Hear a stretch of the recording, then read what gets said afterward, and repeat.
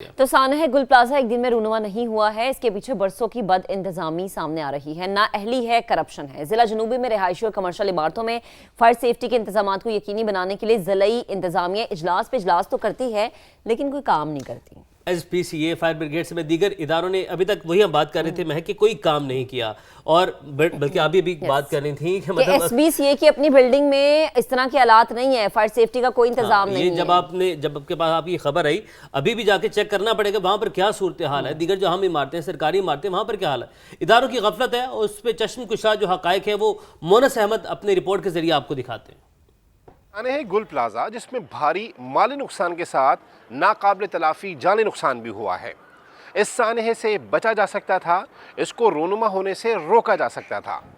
اس معاملے میں سنگین ترین نااہلی اور بد انتظامی کا انکشاف ہوا ہے، اور وہ کیا ہے آئیے آپ کو بتاتے ہیں۔ 300 سے زائد چھوٹی بڑی مارکیٹیں، ہزاروں کمرشل عمارتیں، مصروف اور گنجان آباد تجارتی مراکز، کراچی کا فائنینشل ہب ضلع جنوبی انتہائی اہمیت کا حامل ہونے کے باوجود بھی اداروں کی توجہ کا منتظر۔ سانحہ گل پلازہ نے اداروں کی غفلت کو آشکار کر دیا۔ سما کو موصول دستاویزات میں اہم حقائق سامنے آ گئے۔ 26 ستمبر 2024 کو ڈپٹی کمشنر ضلع جنوبی کی زیر صدارت ضلع بھر میں فائر سیفٹی انتظامات کے اجلاس میں اہم فیصلے ہوئے۔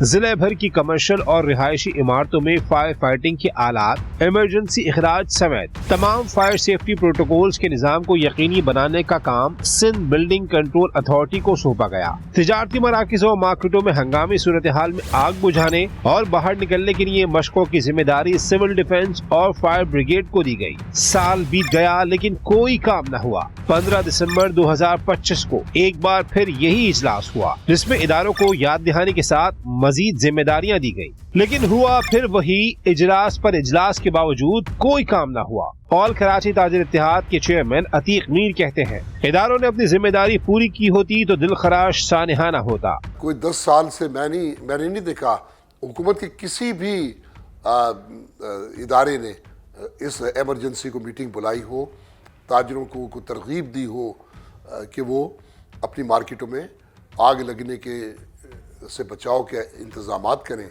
یہی سبب ہے کہ میں حکومت کو سب سے پہلے اس کا ذمہ دار سمجھتا ہوں۔ 2024 میں میئر کراچی کے احکامات پر شہر کی 3 اہم شاہراہوں کی عمارتوں میں فائر سیفٹی آڈٹ کیا گیا۔ ماہرین کے مطابق شہر کی 90% عمارتوں میں فائر سیفٹی کے انتظامات نہیں۔ سانحہ گل پلازہ کے بعد انتظامیہ کو ہوش آیا تو عمارتوں کو اچانک سیل کیا جانے لگا۔ تاجر رہنما کہتے ہیں انتظامات کے لیے مناسب وقت فراہم کیا جائے۔ آپ نوٹس ایشو کریں، ان کو ٹائم پیریڈ دیں کہ وہ اپنی ان ریکوائرمنٹس کو پورا کریں جہاں پہ ریکوائرمنٹ نہیں ہے۔